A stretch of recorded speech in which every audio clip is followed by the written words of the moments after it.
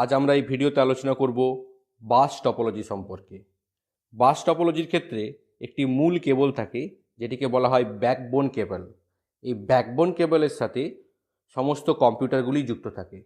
এই কম্পিউটারগুলিকে নোড বা টার্মিনাল বলা হয় এবং ব্যাকবোনের শেষ দুটি প্রান্তে দুটি টার্মিনেটর নামক যন্ত্র লাগানো থাকে, যেগুলো সিগন্যালটাকে লাস্টে ক্যান্সেল করে, অর্থাৎ ব্যাকবোনের শেষ প্রান্তে ডেটা পৌঁছে গেলে সেটাকে সেখানে ক্যান্সেল করে দেয়। নেটওয়ার্কে অন্তর্ভুক্ত প্রতিটি কম্পিউটারের একটি করে নির্দিষ্ট অ্যাড্রেস থাকে, যাকে আইপি অ্যাড্রেস বলা হয়। আমি এখানে দেখিয়েছি প্রত্যেকটা নোডের একটা করে আইপি অ্যাড্রেস।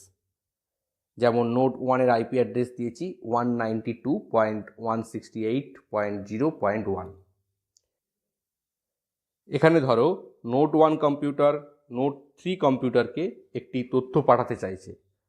সেক্ষেত্রে নোড 1 কম্পিউটার যে তথ্যটি পাঠাতে চাইছে সেই তথ্যের সাথে ডেস্টিনেশন আইপি অ্যাড্রেস, অর্থাৎ যেই কম্পিউটারকে পাঠাতে চাইছে সেই কম্পিউটারের আইপি অ্যাড্রেস ডেস্টিনেশন অ্যাড্রেস হিসাবে ডেটাটির সঙ্গে সংযুক্ত করে ডেটাটিকে ব্যাকবোনে পাঠিয়ে দেবে।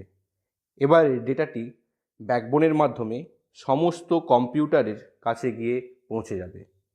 যে কম্পিউটারের আইপি অ্যাড্রেস ডেস্টিনেশন আইপি অ্যাড্রেসের সঙ্গে মিলে যাবে সেই কম্পিউটার ডেটাটি পড়তে পারবে।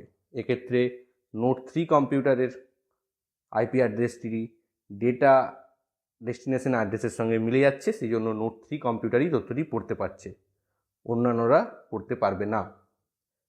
তবু সুরক্ষার একটা খামতি এখানে রয়ে যাচ্ছে, কারণ তথ্যটা সবার কাছে পৌঁছে যাচ্ছে।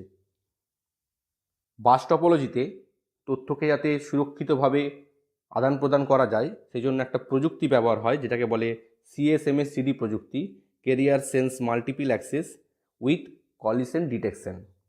অর্থাৎ ব্যাকবোনটি ফাঁকা আছে কিনা, ব্যাকবোন দিয়ে কোনো তথ্য এই মুহূর্তে যাচ্ছে নাকি, সেটাকে সেন্স করার যে পদ্ধতি সেটাকে বলা হচ্ছে CSMA, career sense multiple access. এবং যদি বাই চান্স দুটো ডেটা অর্থাৎ দুটো নোড একসঙ্গে তথ্য পাঠিয়ে দেয়, তাহলে কী হবে, ব্যাকবোনে গিয়ে তথ্যগুলো সংঘাত হবে, সেটাকে কলিশন বলা হচ্ছে। সেই ডেটা কলিশন যদি কোনো সময় ঘটে তাহলে সেটাকে ডিটেক্ট করা এবং তথ্যকে রিট্রান্সমিট করা, তার কাজটা করে কলিশন ডিটেকশন প্রযুক্তি। এরপর ব্যাকবোন কেবল ফাঁকা হয়ে যাওয়ার পরই আবার অপর কোনো কম্পিউটার তথ্য পাঠাতে পারবে। এরপর আমরা আলোচনা করব সুবিধা এবং অসুবিধা। প্রথমে আলোচনা করি সুবিধা।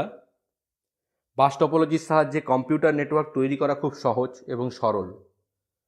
এছাড়া এই নেটওয়ার্কে নতুন কম্পিউটার যুক্ত করা বা যুক্ত থাকা কম্পিউটারকে বাদ দেওয়াও খুব সহজ।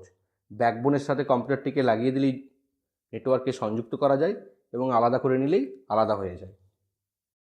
এবং এই বাস টপোলজিতে যদি কোনো কম্পিউটার খারাপ হয়ে যায়, কোনো নোট বা কোনো টার্মিনাল, যেটাকে কম্পিউটারকেই নোট বা টার্মিনাল বলা হয়, তো সেটা যদি খারাপ হয়ে যায় তাতে কিন্তু পুরো নেটওয়ার্কে কোনো প্রভাব পড়ে না। অসুবিধাগুলো দেখতে গেলে মূল যে অসুবিধা সেটা হচ্ছে তথ্যের সুরক্ষা কম। তথ্য যেহেতু প্রত্যেকটা কম্পিউটারের কাছে পৌঁছে যাচ্ছে তাই তথ্যের সুরক্ষা কম। এছাড়া ব্যাকবোন কেবলটি যদি নষ্ট হয়ে যায় তাহলে কিন্তু পুরো নেটওয়ার্ক সিস্টেমটাই বিকল হয়ে পড়ে। এবং এই ধরনের টপোলজি ছোট নেটওয়ার্ক অর্থাৎ ল্যানের ক্ষেত্রেই ব্যবহৃত হয়, বড় নেটওয়ার্কের ক্ষেত্রে ব্যবহৃত হয় না। ধন্যবাদ। এখান থেকে দুটো প্রশ্ন বলবো তোমাদের।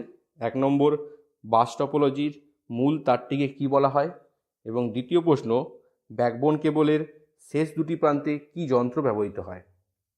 এই দুটো প্রশ্নের উত্তর তোমরা আমাকে নিচে কমেন্টসে দেবে এবং এ বিষয়ে কোনো অসুবিধা থাকলে তা কমেন্টস করবে। ধন্যবাদ সবাইকে। সবাই খুব ভালো থেকো।